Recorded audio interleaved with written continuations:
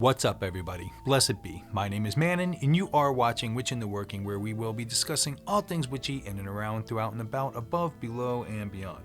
Please visit me on my other platforms as well, including Facebook, Instagram, and Patreon, all linked down in the description below. The full script to this video and most of the others is available on my Patreon account for download if desired, to build your Witch in the Working Book of Shadows if you desire. Also, please visit my Shopify store listed in the description below to get your Witch in the Working shirts, mugs, stickers, bags, beanies, or what have you. And don't forget that new Discord account as well. Check that out. It's been a lot of fun. So way back in episode 23 of Witch in the Working, I did a video about journeying with the four elements of earth, air, fire, and water. This was a great video on the overall picture of the practice, and I totally recommend checking it out.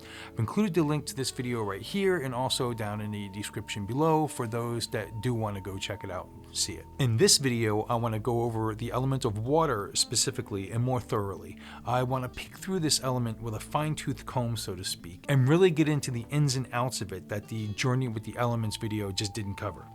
Mainly this was because of time constraints, and I knew back then I was going to be covering these elements individually and in more detail later on. I'll be covering the other three elements of earth, air, and fire in detail coming soon with some future episodes coming up.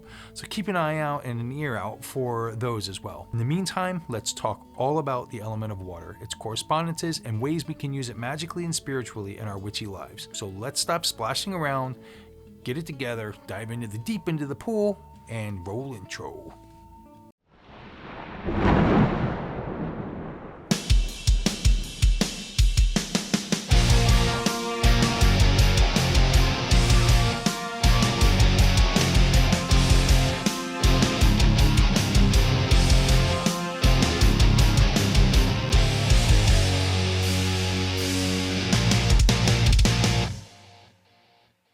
Welcome back, everybody. Wicca has always been a fertility religion, and because of this, as well, has always been tightly connected with nature and the natural world around us. Witches and shamans around the world utilize nature and its many gifts to aid them in their magic and spiritual practices. I'm sure many of us have recognized this common theme as you've progressed through your practices of whatever you might practice as a pagan. I mean, the moon and the sun are probably two of the most common themes we work with as Wiccans. It doesn't get any more natural than that. Throughout the years, our rituals and spell workings are completely surrounded and infused with utilizing trinkets and treasures from our natural surroundings, using barks and branches from some of the sacred trees that have been discussed countless times throughout our recorded documents over the centuries, calling on the moon's energies to speak with us or infuse our tools and spell working ingredients to gain her particular aspect per whatever phase she's embracing at what time. Working fire and incense to carry out our wishes and enchantments to the gods or universe itself to set into motion our workings and desires. Utilizing clay and earth to disperse and transform harmful energies or bury our negativities and baneful energies out of our lives. Crystals, rocks, and stones are a very common practice within modern day systems, and again, a very natural course of action when working with specific energies and magical circumstances involving most any scenario that can come up in a witch's life. Gathering and using herbs to use magically in our candles, poppets, sachets, powders, incense, inks, teas, oils, and tinctures, all from the natural world around us. Even our very foundation of being a fertility religion is in fact based on the natural world that surrounds us. This fertility isn't just about birthing babies, but fertility of plants, trees, and crops as well, and promoting their growth. Also, you could include magically fertility and growth of love, passion, wealth, prosperity, health, peace, and happiness.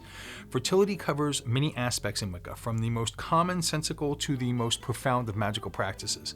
The four elements I spoke of earlier make up everything in existence, meaning one or more of these elements is in every natural thing that exists in our world. So it's no wonder why these elements and their related elementals are so important in so many pagan-based religions and religio-magics. This is what witches do. We connect with nature and in turn utilize this to connect, learn, experience, and grow ourselves. There's a famous saying that my high priestess taught me a long time ago, and that is, you'll never find without that which you cannot find within first. With this being said, let's talk about the elements of water and really dive into it. Water makes up approximately 71% of our Earth. In fact, we ourselves as human beings are made up of 60% water. Our brain is 75% water, our blood is 83% water, our hearts are 79% water, bones 22%, muscles 75%, liver 85%, and kidneys 83%. That's a lot of water. You can easily see how if the moon affects the tides so strongly, how it can just as easily affect us as well, with our bodies made up of more than half of this element.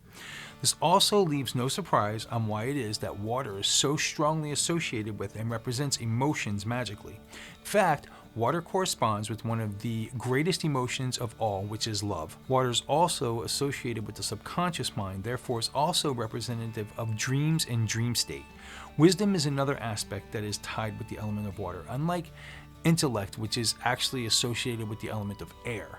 The soul itself is in many schools of thought also associated with the element of water. In rituals, it is represented in the form of pouring water over objects, brew making, healing spells, ritual bathing, and tossing objects into the water. One of the most important parts of many rituals is that of consecration, which is done just about in every circle ritual in one aspect or another. Consecrating is the act of purifying a person or an object, making them or it clean before the gods, both physically and spiritually. You can see more about this consecration ritual in my video here, and also linked down in the description below. Water is almost always mixed with earth, salt, and made pure in a sort of witch's holy water to sprinkle on people and things during ritual to make them pure. We can also use water for divinatory purposes. Get a large black bowl or cauldron and fill it with water. If you have some moon water, then put a few drops of this into the bowl of water as well, to help infuse the water with the moon's energy, which is in itself very divinatory. Set the bowl of water down in a comfortable area and sit and stare into the bowl of water, never blinking or breaking your gaze. Allow for some incense to burn nearby to help form some of the visions that should appear on the water's surface after a few minutes. This magical act is called water scrying. Scrying is the act of utilizing a reflective surface of an object to give answers of the past, present, or future. Simply state your intention out loud or within quietly, whatever you choose, and begin your water scrying. Answers should come as the water begins to cloud over and display images and signs. Some of these signs may be very blunt and to the point, and others may be symbolic, and you'll need to do a little bit of figuring them out. Regardless, water scrying isn't much different from another practice of divination that is tied to the element of water, which is gazing into a crystal ball. Both scryings are very similar in nature. However, scrying with water can be a little easier to do than with a crystal ball. I feel that anyway. It's not for everybody, but I think it's a little bit easier. Another very popular divination that involves scrying and is as well associated with water is magic mirrors. See my video above all about magic mirrors, and also linked down in the description below. All of these forms of divinations are methods of scrying and are very much associated with the element of water. Water is also associated and representative of the feminine, and its energy is receptive. The direction that is most always associated with water in ritual circles is the west. The direction of west is as well symbolic of the land of the dead, which makes sense, especially with water being associated with dreams in the soul and subconscious mind. All things that are very fluid, mysterious, and not exactly black and white in nature. Also associated with the West and the element of water is the undines, or water spirits. Undines, nymphs, mermaids, fairies of ponds, lakes, or streams are all mystical and magical beings that are associated with water. The king of the element of water is Nixa, and his kingdom lies in the depths of the oceans and the rivers of the earth. He's lord of the element of water and resides under the jurisdiction of the archangel Gabriel, his master. Whenever Gabriel is called upon for protection, Nixa will rise up beside him, fluid and changing, tremulous in power, as he waits in shafts of spray to do his bidding. The invoking and banishing pentagram for water is thus. Usually, when calling on the quarters or watchtowers of the directions in the west, this invoking pentagram is drawn. When banishing your temple and closing down your circle and saying goodbye to the elements you've invited to your presence, you'll draw the banishing water pentagram in the west to say goodbye and release these energies. Some of the goddesses that are associated with the rulers of water are Aphrodite, Isis, Marianne, Mari, Tiamat, and Yamaya. Some of the gods of like nature are Dylan, Ea, Mannanan, Osiris, Neptune, and Poseidon. Some symbols that can be placed on your Western altar dedicated to water can be a picture of the ocean, river, lake, a well, fog, rain, or even a spring. Shells or figurines of fish or coral can be placed as well. On your altar, tools that you may find that represent water are, of course, your bowl of witch's holy water we discussed earlier, a goblet or cup usually used for cakes and wine, and maybe a cauldron if you have one. Another tool it is possible you may use in circle that is associated with water is a magic mirror. When you're looking at a pentagram, water is associated with the top right corner as shown here. The time of the day that is associated with water is twilight or dusk. The time of the season is autumn, and the cycle of life is maturity. There are quite a few different colors that have been associated with water over the years, those being blue, green, turquoise, gray, indigo, and black. In most Wiccan circles, though certainly not all, the common color for the Western Quarter associated with water is blue, but again this can differ, as I personally known some circles where it's green, and in the Golden Dawn system of magic it's silver. For those of you who are into astrology, the 3 water signs in order of their influence is Pisces, Cancer, and Scorpio. Stones and jewels that are associated with water are the aquamarine, amethyst, blue tourmaline, pearl, coral, blue topaz, and fluorite. Metals that are common and associated with water would be mercury, silver, and copper. Some common herbs associated would be ferns, lotus, mosses, various bushes, water lilies, and gardenias. I remember reading about an old spell that once said, to make it rain, all you need to do is still your mind in a forest clearing or a field and burn some fern in a fire. By doing this, it shall surely rain within a few days.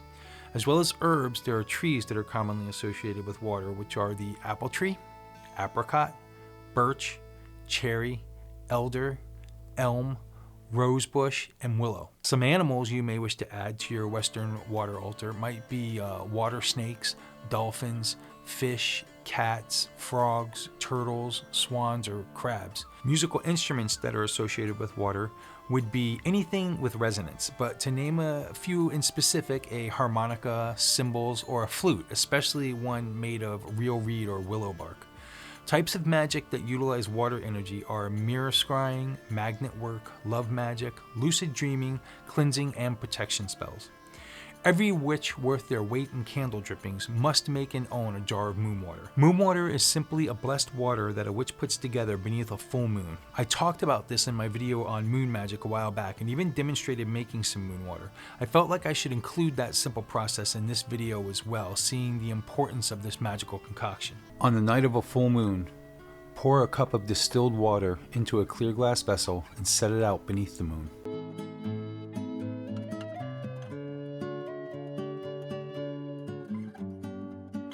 Let the moonlight fall upon it for 1 hour.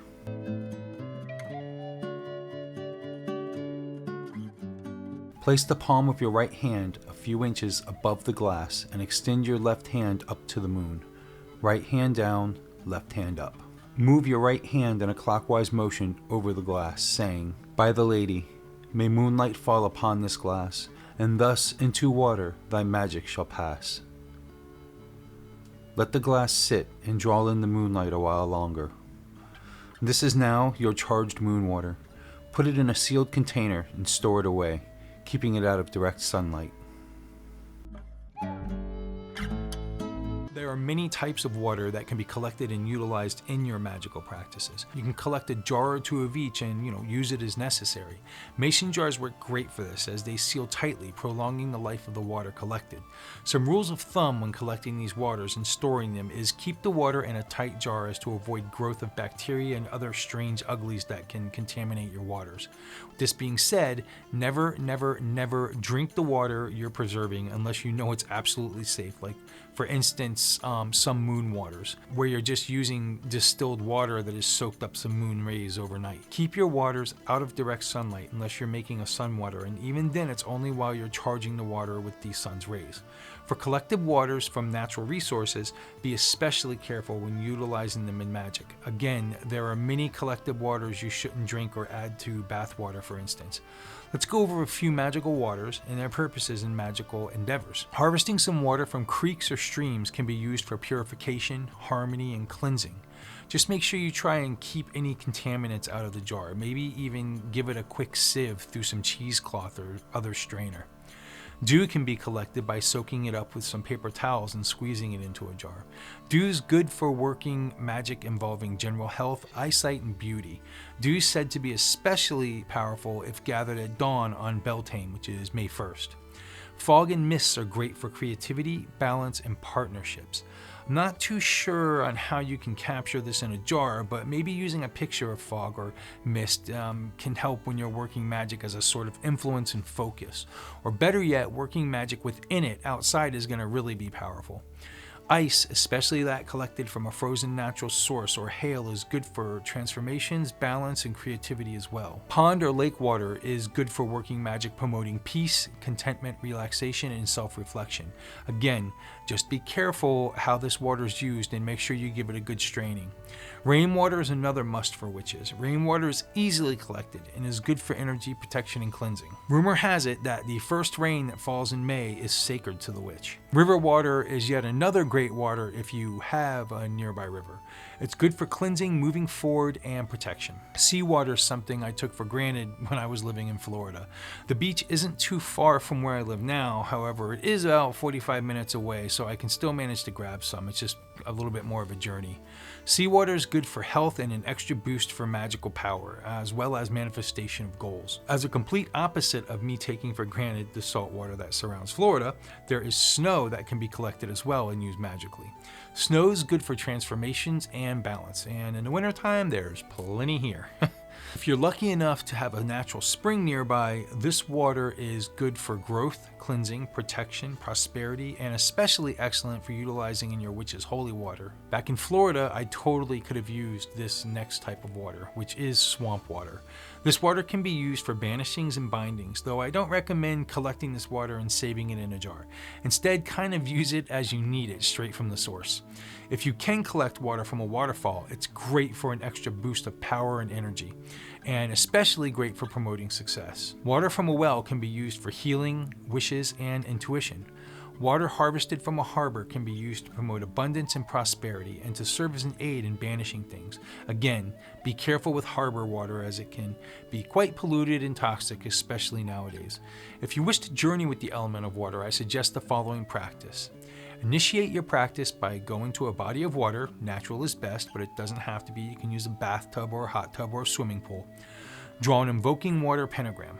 Ask the spirits of water and the elemental lord Nixa to walk with you and teach you what they want you to know for the next 30 days.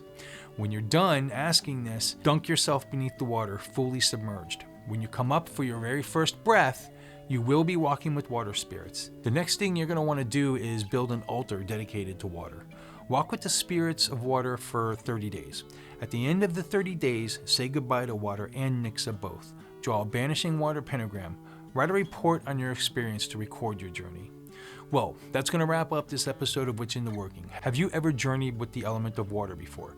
What did you experience? Do you have anything you'd like to add that I may have left out? Let us all know in the comments below. If you like this video, please give me a thumbs up and please subscribe if you haven't already. And don't forget to ring that little bell to be reminded of the wonderful and exciting future episodes to come. I love you guys and gals. Blessed be.